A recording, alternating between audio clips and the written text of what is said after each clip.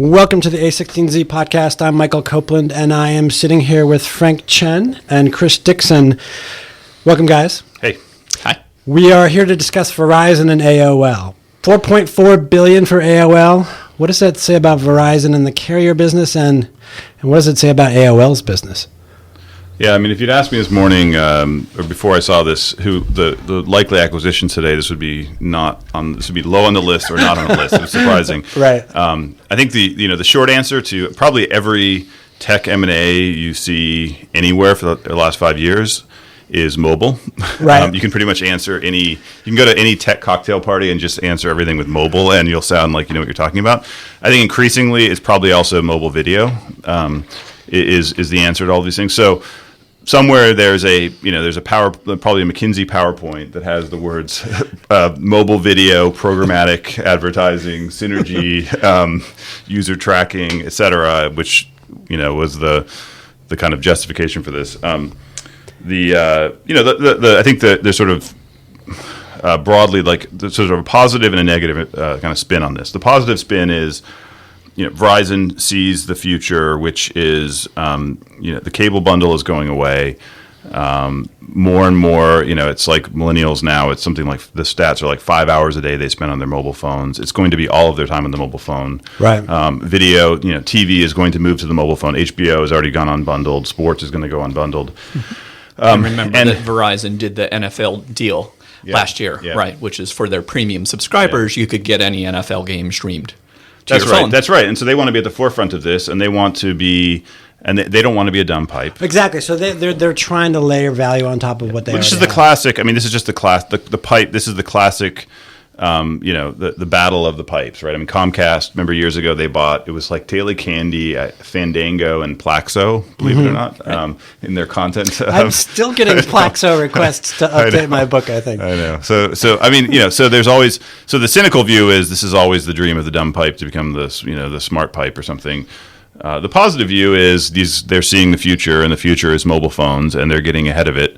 And if it's as big as probably we think it's going to be, even if they maybe overpaid somewhat and maybe bought the wrong company or something, they still are probably on the right track. So you can argue the price, you could even argue the company, I guess, but then let's not argue the company. What does AOL bring to Verizon that Verizon wants and needs? I mean, I think the smartest interpretation I saw was Ad Age, which said it's not about the content. I don't think it doesn't make sense that it would be the Huffington Post and TechCrunch and things.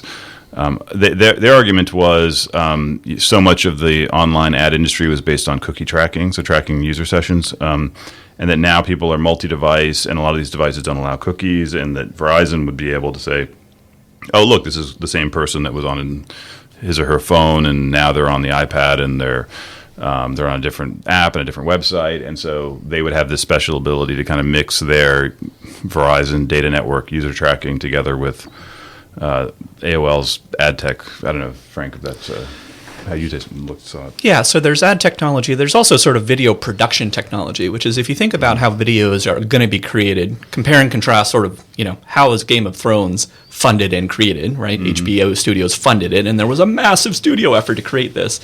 What we're moving towards is a world in which most of the video content will get crowdsourced, right? There'll be an independent showrunner or video producer. They do small shows, right? And then they go into AOL Studios. They actually have HD Studios to create their content.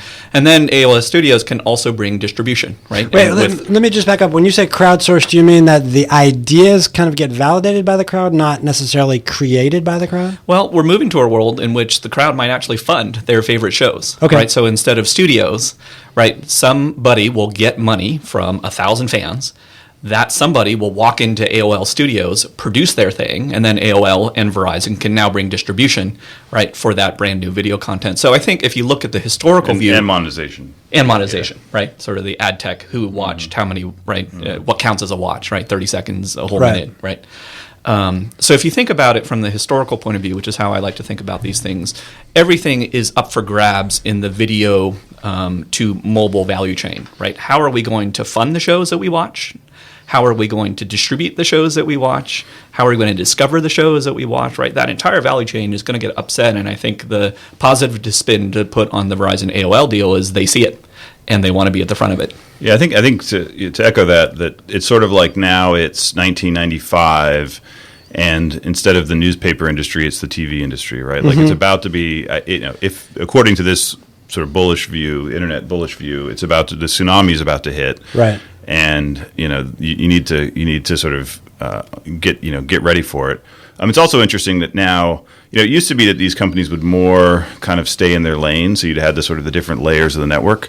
It's now kind of just total war where everyone is fighting everyone. Google and Facebook are building internet access, and Verizon is getting into content, and they're getting into TV, and they're just, so there's no, in some ways all bets are off, and no one stays in their lane the way that they used to. I was going to say, like, Google launched their MVNO, Google Fi, so they're sort of getting into Verizon's face in business. Yep. Does Verizon now know something, though, as a carrier that, and as a pipe that other tech companies who are in this space kind of don't know?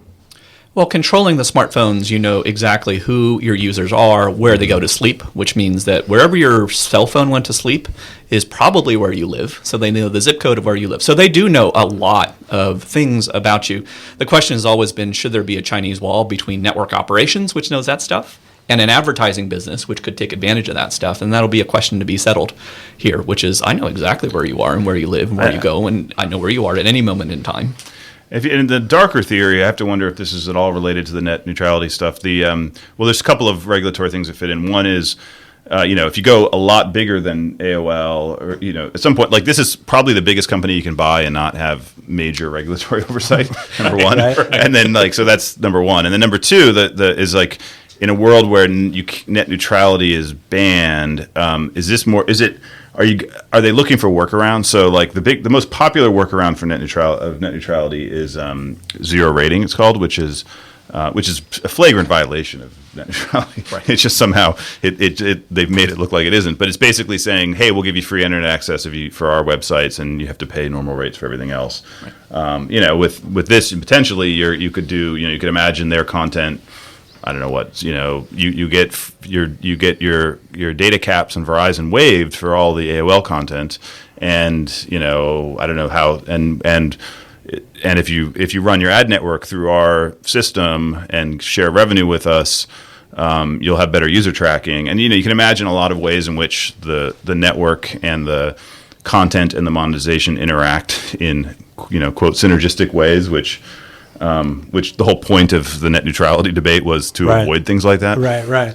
I like your preamble. In a world where net neutrality is banned, it sounds like a movie, albeit a bad movie, but still. I wanted to go back to your comment about people staying out of each other's swim lanes, and that's over. Yeah. Like, the battle people have always gotten into each other's swim lanes, so let's go back sort of in history. You might have listened to the RCA Symphony Orchestra, which was funded by RCA Victor on an RCA radio, like manufactured by RCA, right? So the person who manufactured the device, the distribution, the creative agency, and the art, like, they were all singly integrated, right? And so you get used to whoever is in that swim lane, right? Sort of where you grew up, that there's always been massive battles over who's going to fund this content. How will you discover it, right? What device will you listen to it on? And this is just the latest manifestation of that. I think there used to be, though, more, I think in the business theory world, a stronger belief in kind of core competency, and that people, it was sort of the Microsoft model as opposed to the Apple model, right? It was like, let me do one thing well, and like I'll own this strategic point, and I'll let other people do the work around me. And now, it's the Apple model, which is I want to own a whole bunch of different things that interlock and create the optimal experience. Chris, I want to get to something that you tweeted. You said waves for ad tech M&A have sort of gone 1, display, 2, social, 3, mobile, 4, TBD. Yeah, so like the first wave, I think there was DoubleClick, which Google bought, and then immediately Yahoo bought Right Media for approaching $1 billion, and then I think there was a third one at the time, and so it's sort of basically shot gets fired, first thing happens, and then suddenly everyone pairs up. And I was an angel investor personally in a bunch of ad tech companies in the past, and my advice was always, when that happens, you gotta it's like musical chairs, and if you don't get a seat, you're probably screwed, because now these guys are all part of. You now have your direct competitor is now part of Google and part of Facebook and part of whatever other dominant incumbent is there. So it happened in display with DoubleClick. It happened. Social was Buddy Media and Wildfire, and I'm forgetting there's two other. Oracle bought one, right? Virtue or something. Right.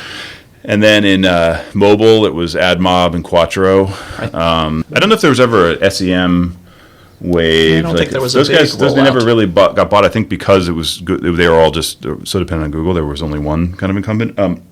So if I were an ad tech entrepreneur or advisor right now, I'd be thinking, is this going to be, because the way big companies operate, they kind of ignore our VC world. Like we think we get all this, we think we know we're important in the center of the world. In fact, most people don't really care, and the big companies really don't care, and they think, oh, those VCs are all insane, until something gets really big, and until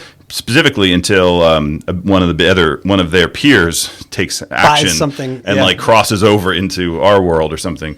And so I'm sure there are meetings going on at all of Verizon's competitors and anyone, including internationally now, and they're all thinking about what's going on here, what's our strategy, are we getting outflanked? And so it's just interesting to watch. I don't really have a dog in this fight. So this is a continuation of sort of the mobile M&A wave, or is this kind of the beginning of a new wave you think of acquisition? Yeah, I mean, I think so the mobile, it's also complicated.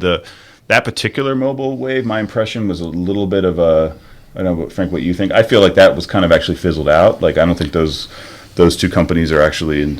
Yeah, I think the mobile ad tech wave kind of fizzled out, and then what got popular was sort of mobile production, mobile apps, right? Mm-hmm. How do I create videos and then apps, right? Yahoo went on a buying binge and they bought 20 of these things.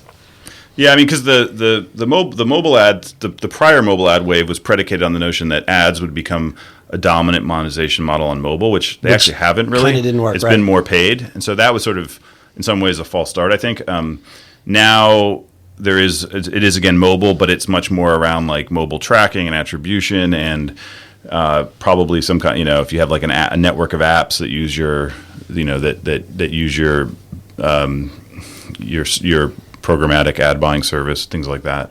Well, so it'll be interesting to see then if we're starting another game of musical chairs, like you say, and things will get busy for people on the carrier side and all the competitors to Verizon, and then others who might compete in the ad tech space as well. Yep. Frank, Chris, thank you guys. Okay, thanks.